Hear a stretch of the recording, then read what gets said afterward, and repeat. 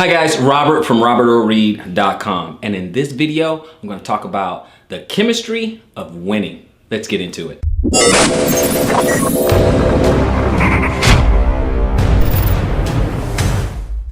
Hi guys, let's get right into it. I was inspired to do this video by Simon Sinek. I was looking at a video that he had done and he was talking about how leaders eat last. But the biggest thing that came out of that talk was when he was talking about chemicals. 4 chemicals that happen inside each of us naturally. And those 4 chemicals are EDSO. And it is endorphins, dopamine, serotonin, and oxytocin. We're gonna look at each of these chemicals that occur in us naturally one by one. First, let's get into endorphins. Now, endorphins occur when someone is hurt, but it also occurs when someone is exercising, laughing, or well, you know, brown chicken, brown cow. Endorphins are often released when we are either in pain or stress. One of the other things that occur with endorphins is that people who are very athletic, they feel like they are on a high. No, not that high. But what is referred to as a runner's high. In other words, we get this overwhelming feeling of euphoria and well-being. Yes, endorphins is a natural neurotransmitter that we can use in our chemistry of winning. But we'll get more into that later. The next neurotransmitter that we want to talk about is dopamine. Now, when most people are talking about dopamine, they're talking about addiction and motivation and attention and lust. However, when they're talking about it, they're not talking about dopamine per se, but rather the dopamine pathway called the mesolimbic pathway. Now, the mesolimbic pathway is buried deep inside our brains. And then the dopamine is released primarily to things like sex, drugs, and rock and roll. Now, dopamine actually signals feedback to a predicted reward. All we have to really consider is cue, response, and reward. And that is the cycle, and dopamine is produced. Now here's the danger. We can have a negative cue, then we respond, and it will result in a negative reward. Let me explain. Let's suppose someone was a drug addict and they were thinking about maybe taking crack or heroin or something like that. And what they're thinking about is the reward, the feeling that they would get when they partake in this particular drug. Problem is, dopamine is produced. This is the cue, the very thought of it. Then they respond by actually doing it, and then they have the reward. And that is an addictive cycle. All the while, dopamine is being produced in that vicious negative cycle. But here's the good news.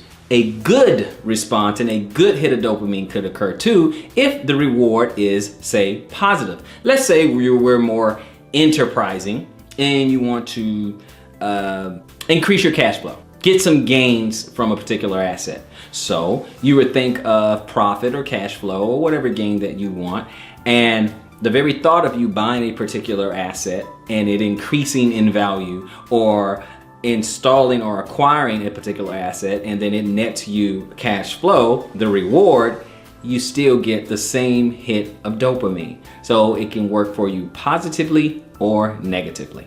Either way, you're still winning. Let's use one other example, social media.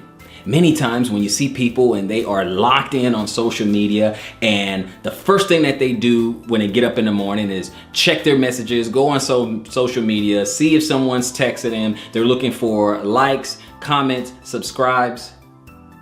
Wait, let's move on. They're looking for some type of validation. In fact, their life is almost driven and guided and controlled by social media. Well, what's happening is that they're getting this little hit of dopamine. They want to be liked. They want everyone to like them and respond in kind. You've seen plenty of social media wars and back and forth.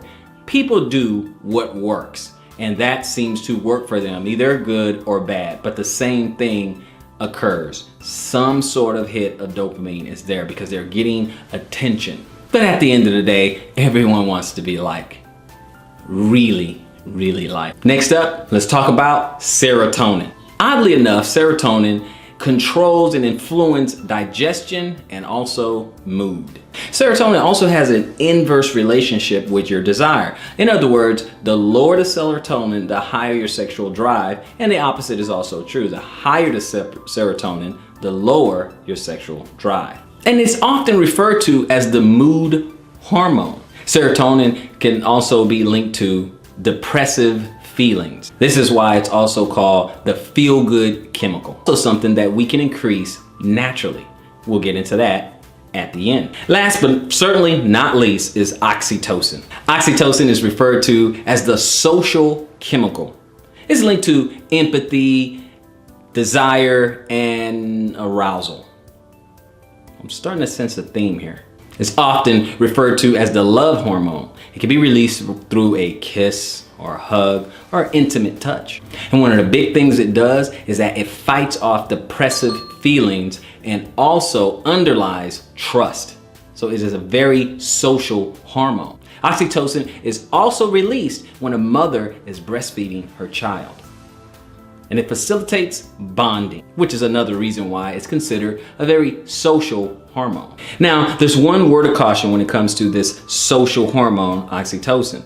It can engender favoritism with those who you would consider in your in-group members, like my favorite son, or it will start a prejudice against what you would consider out-group members, like the redheaded stepchild. In other words, it is responsible for bonding and the human connection. And finally, it is responsible for arousal. There is definitely a theme here. Now, for the part that you're probably waiting for is how to use it to your advantage to promote winning in your life. And how can we do this naturally? Well, I'll give you 3 steps. Step 1, you're gonna produce these neurotransmitters, these hormones, through diet, exercise, and meditation. Through diet, Brazil nuts, avocados, spinach, broccoli, the leafy stuff. They all help to facilitate naturally oxytocin, serotonin, dopamine, you name it. And finally, for your diet, dark chocolate couldn't hurt. Also, exercise. Exercise, remember that runner's high that we were talking about? You can produce it that way as well. Also through meditation. Nam Myoho Renge Kyo. I don't meditate, but I think that's exactly how it goes. Stretching. Really get in there, down deep. Yep. Down deep. Yeah.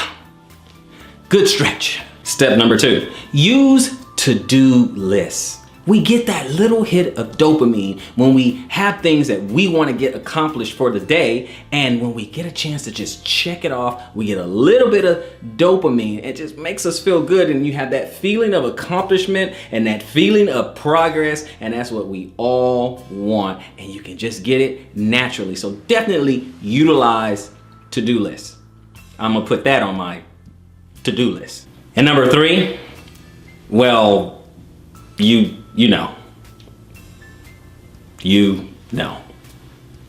Yeah, more of that. Okay guys, I hope you enjoyed the video. Let me know what you think. Comment, like, subscribe, because I like chemicals too.